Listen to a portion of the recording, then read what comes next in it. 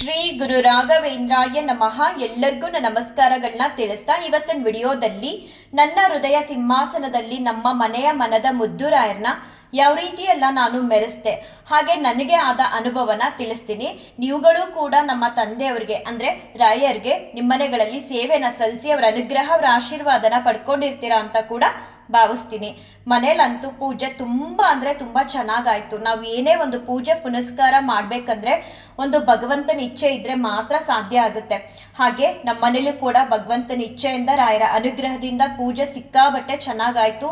ಹೂಗಳನ್ನ ವಿಚಾರಕ್ಕೆ ಬಂದ್ರೆ ಮಾರ್ಕೆಟ್ ಅಲ್ಲಿ ಹೆವಿ ಕಾಸ್ಟ್ಲಿ ಅಂದ್ರೆ ಕಾಸ್ಟ್ಲಿ ಹೂವು, ಆಯುಧ ಪೂಜೆ ಇರೋ ಕಾರಣ ಮತ್ತೆ ಯಾವ ಗಾಡಿ ನೋಡಿದ್ರು ಹೂಗಳೆಲ್ಲ ಗಾಡಿ ಮೇಲೆ ಇದೆ ಹೊರತು ಮಾರ್ಕೆಟ್ ಅಲ್ಲಿ ನನಗೆ ಚೆನ್ನಾಗಿರೋ ಹೂ ಕೂಡ ಸಿಗ್ಲಿಲ್ಲ. ಸಿಕ್ಕಿದ್ರು ಕೂಡ ಅವೆಲ್ಲ ಕಾಸ್ಟ್ಲಿ ಇತ್ತು. ಒಂದು ಸೇವಂತಿಗೆ ಹಾರ ತಗೊಳ್ಳೋದಕ್ಕೆ ಮನ್ಸೇ ಇಲ್ಲ ನನಗೆ. ಏನ್ ಮಾಡೋದು, ಯಾವ ಹಾರಗಳು ಸಿಗ್ತಿಲ್ಲ ಮತ್ತೆ ಕಟ್ಟಿರೋ ಹೂಗಳು ಸಿಗ್ತಿಲ್ಲ. ಒಂದಿಷ್ಟುದ್ದ ಮಲ್ಲಿಗೆ ಹೂಗೆ 100 ರೂಪೀಸ್ ಹೇಳ್ತಾರೆ. ಆದ್ರೆ ಏನಾರ ಆಗ್ಲಿ ನನಗೆ ರಾಯರಿಗೆ ಹೂ ತರೋದು ಅಂದ್ರೆ ತುಂಬಾ ಇಷ್ಟ. ಎಷ್ಟೇ ಆಗ್ಲಿ ಸ್ವಲ್ಪನಾದ್ರೂ ತಗೊಬಂದ್ ಕೊಡ್ಬೇಕು ಅಂತ ಹೇಳಿ ತಗೊಂಡ್ ಬಂದೆ. ಹಿಂದಿನ ದಿನನೇ ನನಗೆ ಹೂಗಳೆಲ್ಲ ಕಮ್ಮಿ ಇದೆ ಅನ್ನೋದು ತುಂಬಾ ಚೆನ್ನಾಗಿ ಗೊತ್ತಿತ್ತು. ಅಲಂಕಾರ ಕೂಡ ಬೇಗ ಮಾಡ್ಬೋದು ಅನ್ನೋದು ಕೂಡ ಗೊತ್ತಿತ್ತು. ಹಾಗಾಗಿ ಬೆಳಗಿನ ಜಾವ ಸ್ವಲ್ಪ ತಡವಾಗಿದ್ದೆ. ಆದ್ರೆ ನಾನು ಅನ್ಕೊಂಡಿರೋ ಸಮಯಕ್ಕೆ ಮನೇಲಿ ಪೂಜೆ ಆಯ್ತು. ರಾಯರ ಅನುಗ್ರಹ ಅವರ ಆಶೀರ್ವಾದ ಕೂಡ ಯಥೇಚ್ಛವಾಗಿ ಪಡ್ಕೊಂಡು ಮತ್ತೆ ರಾಯರು ಕೂಡ ತುಂಬಾ ಚೆನ್ನಾಗಿ ಕಾಣಿಸ್ತಿದ್ರು. ನಾನು ರಾಯರ ಹತ್ರ ಕೇಳ್ಕೊಂಡೆ, ನಿಮ್ಗೆ ಗೊತ್ತಲ್ಲಪ್ಪ ಮಾರ್ಕೆಟ್ ಅಲ್ಲಿ ನನ್ಗೆ ಇಷ್ಟ ಆಗಿರೋ ಹೂಗಳು ಸಿಗ್ಲಿಲ್ಲ ಮತ್ತೆ ಹೆವಿ ಕಾಸ್ಟ್ಲಿ ಕೂಡ ಇತ್ತು, ಈ ಸೇವೆನೆ ನೀವು ಸ್ವೀಕಾರ ಮಾಡ್ಬೇಕು ಅಂತ ಹೇಳಿ ಅವ್ರಿಗೆ ದೀಪ ಹಚ್ಚುವಾಗಂತೂ ಬೃಂದಾವನ ಮತ್ತೆ ಕಾಮಧೇನುವಿಂದ ಒಂದೇ ಬಾರಿ ಆಶೀರ್ವಾದ ಕೂಡ ನಾನು ಪಡ್ಕೊಂಡೆ.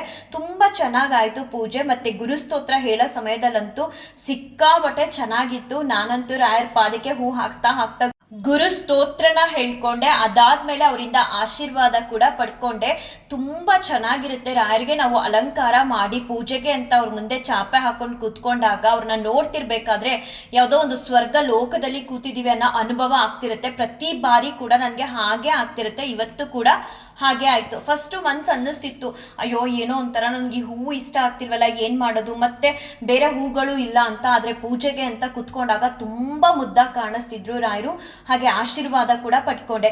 ಯಾರಿಗೆ ತಾನೇ ಖುಷಿ ಆಗಲ್ಲ, ನೀವೇ ಹೇಳಿ. ರಾಯರು ಆಶೀರ್ವಾದ ಮಾಡ್ತಾರೆ ಅಂದ್ರೆ ಅಷ್ಟಿಷ್ಟಲ್ಲ ಖುಷಿ ಆಗೋದು. ಅವ್ರ ಆಶೀರ್ವಾದದ ಮುಂದೆ ಯಾವುದು ಕೂಡ ಬೇಡ ಅಂತ ಅನ್ಸ್ಬಿಡುತ್ತೆ. ಹಿಂದಿನ ದಿನ ಎಲ್ಲ ಇಷ್ಟೊಂದು ಪ್ರಿಪ್ರೇಷನ್ ಮಾಡಿರ್ತೀವಲ್ವ, ಹೂಗಳು ತರೋದು, ಅವ್ರಿಗೆ ಹಣ್ಣುಗಳು ತರೋದು, ಅಥವಾ ಬೆಳಗ್ಗೆ ಎದ್ದು ಅಲಂಕಾರ ಮಾಡೋದು. ಕೆಲವೊಂದೊಂದ್ಸಲ ಅಲಂಕಾರ ಮಾಡುವಾಗ ಬೇವರೆಲ್ಲ ಬರ್ತಿರುತ್ತೆ, ಅಥವಾ ಅವ್ರಿಗೆ ನೈವೇದ್ಯಕ್ಕೆ ರೆಡಿ ಮಾಡೋದು. ಇಷ್ಟೆಲ್ಲ ಮಾಡಿ ನಾವು ಅವ್ರಿಗೆ ಸೇವೆ ಅನ್ನೋದನ್ನ ಸಲ್ಲಿಸಿದಾಗ ಅಕಸ್ಮಾತ್ ಅಪ್ಪಿ ತಪ್ಪಿ ಅವರಿಂದ ನಮ್ಗೆ ಕೊಡ್ತಾರೆ, ಅವ್ರ ಆಶೀರ್ವಾದ ಮಾಡೇ ಮಾಡ್ತಾರೆ, ಯಾವುದೋ ಒಂದು ರೂಪದಲ್ಲಿ ಮಾಡಿರ್ತಾರೆ. ಆದ್ರೆ ನಮ್ಗೆ ಕಾಣಿಸೋದು ಸಾಮಾನ್ಯವಾಗಿ ಹೂವಿನ ಮೂಲಕ ಮಾಡುವಂತ ಆಶೀರ್ವಾದ. ಅದು ತಪ್ಪೋಯ್ತು ಅಂದಾಗ ನಾವು ಹಿಂದಿನ ದಿನದಿಂದ ಎಷ್ಟು ಶ್ರಮ ಪಟ್ಟು ಅಥವಾ ಖುಷಿ ಪಟ್ಟು ರಾಯರಿಗೆ ಸೇವೆ ಮಾಡ್ಬೇಕು ಅಂತ ಮಾಡಿರ್ತೀವೋ ಆ ಖುಷಿ ಅನ್ನೋದು ಎಲ್ಲೋ ಒಂದ್ ಕಡೆ ಕಮ್ಮಿ ಅಂತ ಅನ್ನಿಸ್ತಾನೆ ಇರುತ್ತೆ.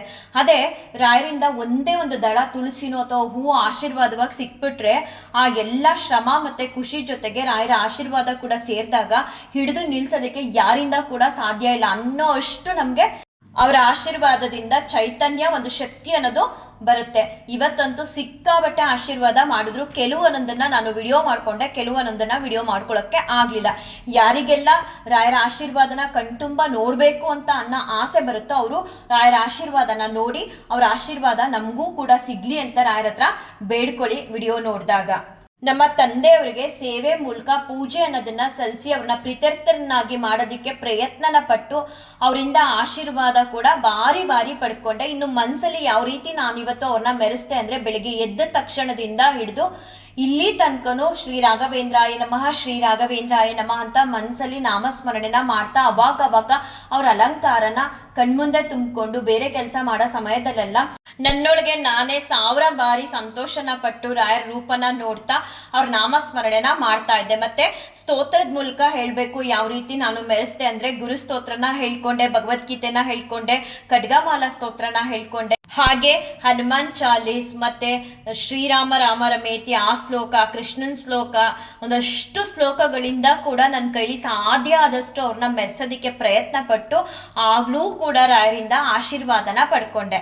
ನಮಗೆ ಗೊತ್ತಿಲ್ಲದೆ ಬರ್ತಿರುವಂತಹ ಕಷ್ಟ ಕಾರ್ಪಣ್ಯ ದುಃಖ ದುಮ್ಮಾನಗಳನ್ನ ನಮ್ಮಿಂದ ದೂರ ಮಾಡಿ ನಮ್ಮನ್ನ ಕಾಪಾಡುವಂತಹ ರಕ್ಷಕರಾಗಿ ಗುರುಗಳು ಬೇಕು. ಹಾಗೆ ನಾವು ಏನಾದರೂ ತಿಳಿದೆ ತಪ್ಪುಗಳನ್ನ ಮಾಡಿದಾಗ ಅದನ್ನ ತಿದ್ದಿ ಶಿಕ್ಷೆ ಅನ್ನೋದನ್ನ ಕೊಟ್ಟು ಶಿಕ್ಷಕರಾಗೂ ಕೂಡ ಗುರುಗಳು ನಮಗೆ ಬೇಕು. ಅಂತಹ ಗುರುಗಳನ್ನ ನಾವು ಪಡಿಬೇಕು ಅಂದ್ರೆ ಅವ್ರ ಪಾದನ ಗಟ್ಟಿಯಾಗಿ ಹಿಡಿದು ಅವ್ರ ಸೇವೆನ ಮಾಡಬೇಕು. ಅವ್ರ ಸೇವೆನ ಮಾಡಿದಾಗಲೇ ನಮ್ಮ ಮತ್ತೆ ರಾಯರ ಮಧ್ಯೆ ಒಂದು ಅಟ್ಯಾಚ್ಮೆಂಟ್ ಅನ್ನೋದು ಬರುತ್ತೆ. ಆ ಸೇವೆ ಹೇಗ್ ಬೇಕಾದ್ರೂ ನಿಮ್ಗೆ ಅನ್ನಿಸ್ದಾಗೆ ಮಾಡ್ಬೋದು. ಒಂದು, ನೀವು ರಾಯರ ಮಠಗಳಿಗೆ ಹೋಗಿ ರಾಯರ ದರ್ಶನನ ಮಾಡಿ ಅಲ್ಲೇ ಒಂದ್ ಅರ್ಧ ಗಂಟೆ ಕೂತು ಅವ್ರನ್ನ ಕಣ್ತುಂಬಿ ನೋಡ್ಕೊಂಡು ಬರ್ಬೋದು. ಇಲ್ಲ ರಾಯರ್ಗಾಗಿ ನೀವು ಹೆಜ್ಜೆ ನಮಸ್ಕಾರನ ಮಾಡ್ಬೋದು.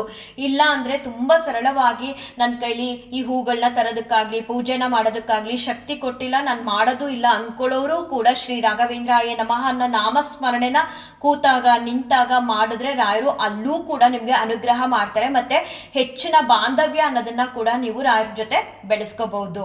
ನೋಡಿ, ಯೋಚನೆ ಮಾಡಿ, ರಾಯರು ಗುರುಗಳಾಗಿ ರಕ್ಷಕರಾಗಿ ಶಿಕ್ಷಕರಾಗಿ ತಂದೆ ತಾಯಿಯಾಗಿ ಬಂಧು ಬಳಗಾಗಿ ಗೆಳೆಯನಾಗಿ ಗೆಳತಿಯಾಗಿ ನೀವು ಕರ್ದ ಕಡೆಗೆ ಕರ್ದಲ್ಲಿಗೆ ಹೇಗಂದ್ರೆ ಆ ರೀತಿ ಬಂದು ನಿಮ್ಗೆ ಅನುಗ್ರಹ ಮಾಡೋದಕ್ಕೆ ರೆಡಿ ಆಗಿದ್ದಾರೆ. ಅಂತಹ ಗುರುಗಳನ್ನ ನಿಮ್ಮ ಮನೆಗಳಲ್ಲಿ ನಿಮ್ಮ ಮನಸ್ಸುಗಳಲ್ಲಿ ಕರೆದು ಅವ್ರಿಗೆ ಒಂದು ಸೇವೆ ಅನ್ನೋದನ್ನ ಸಲ್ಲಿಸೋದ್ರ ಮೂಲಕ ನಾವು ಮಾಡಿರುವಂತಹ ಪಾಪ ಕರ್ಮಗಳನ್ನ ಕಳೀತಾ ಪುಣ್ಯ ಅನ್ನೋದನ್ನ ಸಂಪಾದನೆ ಮಾಡ್ತಾ ಅವರಿಂದ ಜ್ಞಾನ ಅನ್ನೋದನ್ನ ಪಡ್ಕೊಳ್ಳೋದಕ್ಕೆ ಪ್ರಯತ್ನ ಪಡಿ. ರಾಯರ್ಗೆ ಕೋಟ್ಯಾಂತರ ಸಂಖ್ಯೆಯಲ್ಲಿ ಭಕ್ತರಿದ್ದಾರೆ. ಇವತ್ತಿಗೂ ನಾಳೆಗೂ ನಾಡಿದ್ಗೂ ಮುಂದಕ್ಕೂ ಭಕ್ತರ ಸಂಖ್ಯೆ ಹೆಚ್ಚಾಗ್ತಾನೆ ಇರ್ತಾರೆ, ಭಕ್ತರು ಹುಡ್ತಾನೆ ಇರ್ತಾರೆ. ಅಂತೆಲ್ಲ ಭಕ್ತರ ಮಧ್ಯೆ ನಾವು ವಿಶೇಷವಾದ ಭಕ್ತಿನ ರಾಯರಲ್ಲಿ ಬೆಳೆಸ್ಕೊಂಡು ವಿಶೇಷವಾದ ಪ್ರೀತಿನ ಪಡ್ಕೊಳ್ಳೋದಕ್ಕೆ ಪ್ರಯತ್ನನ ಪಡಬೇಕು ಅಂತ ಹೇಳ್ತಾ ಈ ವಿಡಿಯೋನ ಏನ್ ಮಾಡ್ತೀನಿ. ಶ್ರೀ ಕೃಷ್ಣಾರ್ಪಣ ಮಸ್ತು, ಶ್ರೀ ಕೃಷ್ಣಾರ್ಪಣ ಮಸ್ತು, ಶ್ರೀ ಕೃಷ್ಣಾರ್ಪಣ ಮಸ್ತು.